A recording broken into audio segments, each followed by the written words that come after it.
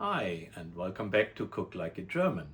Today I'm cooking for state number 11, Bundesstaat 11, and that is the Rheinland-Pfalz with beautiful Mainz as the capital. And what do we do for the Rheinland-Pfalz? Well, I haven't really shown frikadelles yet. Frikadellen, Buletten. Rheinland-Pfalz has also several different names for it. I think there are around 50 different names in Germany for the nice little frikadelles. So over here, I will explain to you very quickly. We have 1 day, 2 day old rolls. These are Portuguese rolls. You can use Kaiser rolls. And we have to pour actually 100 milliliter milk on 2 cups of rolls because they have to soak for maybe 5, maximum 10 minutes. They go actually in our dough for the frikadelles. Our dough is a combination. I modified it a little bit, but I like it this way. It is a combination of, here we call it like meatloaf mix, what is veal, what is beef and pork. And here we have a rough pork sausage taken apart. In this case, we are talking about 1.5 pound versus half that.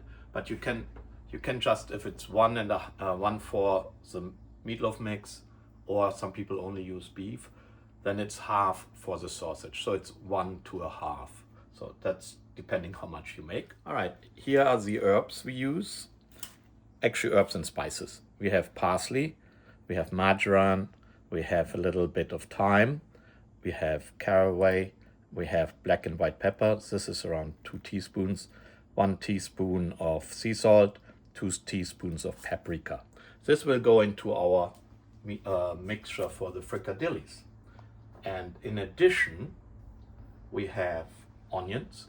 We will put them in a pan first, and we will glaze them, like make them soft.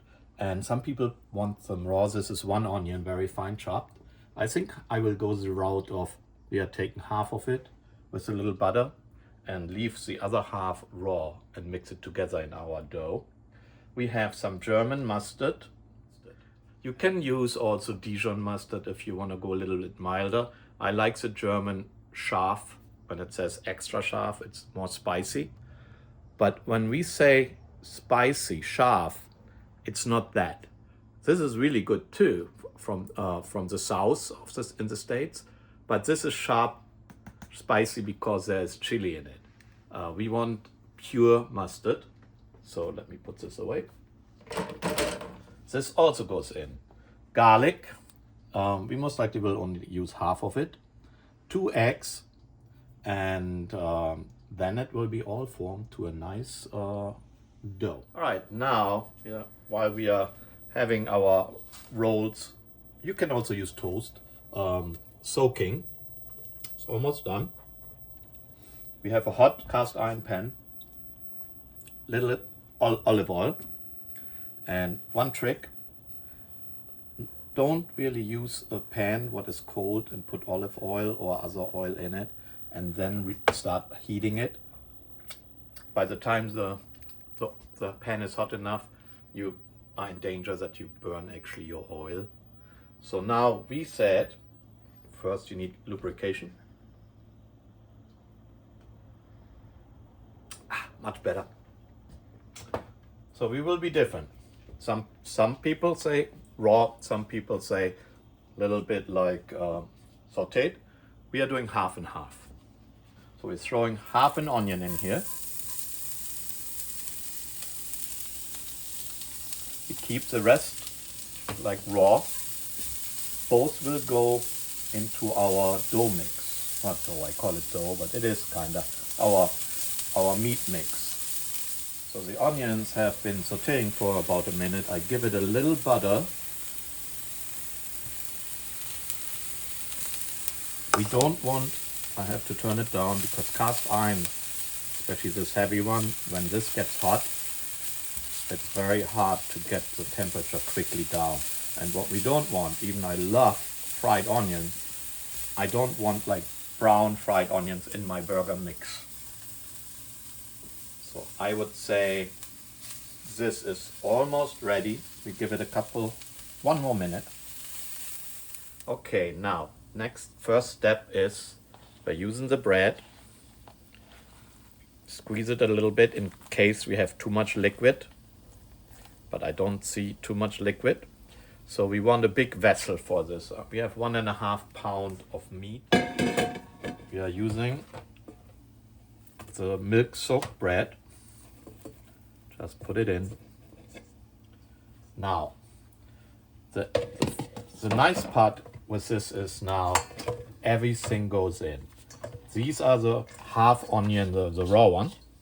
Everything in there. I put the spices in now because I don't want to touch the hot pan right now. All the spices go in. And the spices, there's no right or wrong. Some people use a little bit paprika, salt and pepper, and that's it. But there's nothing what is wrong here. You can use whatever you like. I put caraway in there. Some people say, oh, I hate caraway. Yeah, well, then don't put it in. 2 eggs. You don't have to do anything with them. There's no procedure. You don't need egg white and separate it or swirl around and whatnot. Nope. Eggs go in. Now, for a second, we come back. I have to clean my hand. Now we are adding to our mix the sauteed, and it's good when you have 3 hands because this pan is really heavy. Okay, so we are adding our mustard. Again, more, less, no mustard, depending what you like. And again, not everyone thing. I do like garlic. We like garlic here. So maybe 1 teaspoon of garlic. Now the star of the dish is the meat. I throw in 1/2 pound-ish of sausage meat, followed by a little bit over 1 pound of meatloaf. So there's no nice way here. You need wet hands and incorporate everything. If this is feeling too wet for you, you can use a little bit of breadcrumbs. Don't use flour. It makes the meat dough too dense. All right, so like I mentioned before, depending on how big the eggs is or other factors, it might get too wet, it might get too dry. In my case, I would like it a little bit drier. In this case, I'm using panko breadcrumbs, but if you have old stale rolls and you made your own breadcrumbs, this is fine too.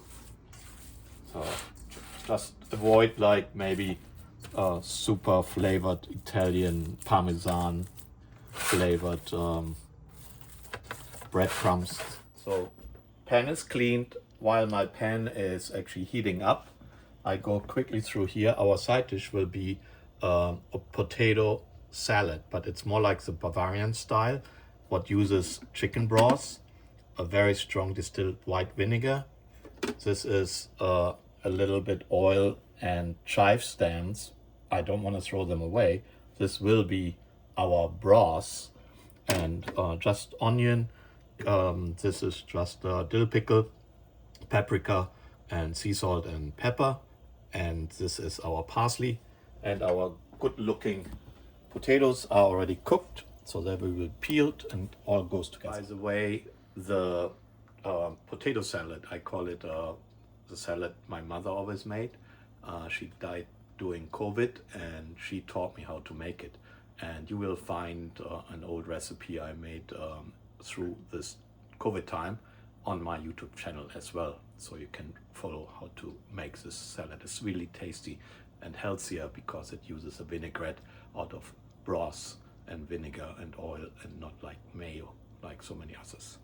So my pan is definitely hot. Let's see, we can either spray it with oil or like pour a little bit oil in. You don't need a lot. And so how do you know, well, how big do you want to have your frikadellis? That's more the question, the frikadellen. I like this size. To get it like uniform, you use either way a cup like this, whatever size you want. I prefer this. And you will form very gentle a frikadelle. I think that is good. Don't make them too flat or you get a smash burger. Okay, this puppy is ready. Careful. So I'm making 4 right now. So you're talking about 5 to 6 minutes, 7 minutes. These are pretty big. You can make them smaller. 7 minutes max. So 5 to 7 on each side. So they are a couple minutes in, so they can take the weight. I like to use one of those cast iron plates. The next question is what to do with the leftover dough. I didn't make all the frikadellis yet. I can either way pre-make more frikadellis, separate them and put them in the freezer for later, or I take the whole thing in a Ziploc, divide it in 2 Ziplocs, put it in the refrigerator. Makes a good leftover love for once in lunch or dinner. If you want to quickly make something, a mini meatloaf or a couple meatballs, also very good, Swedish meatballs. We can talk about this one day. All right, our frikadellen are now 6 minutes in. We're turning them around. All right, I'm finishing our frikadellis. We are talking about like 5 minutes and 6 to 11 minutes. I put a little butter in. I will spoon it over the frikadellis and then let them rest and switch. All right. They are so tender inside. Very soft. You see the rolls in there. The nice German mustard. Childhood. Eaten like my childhood.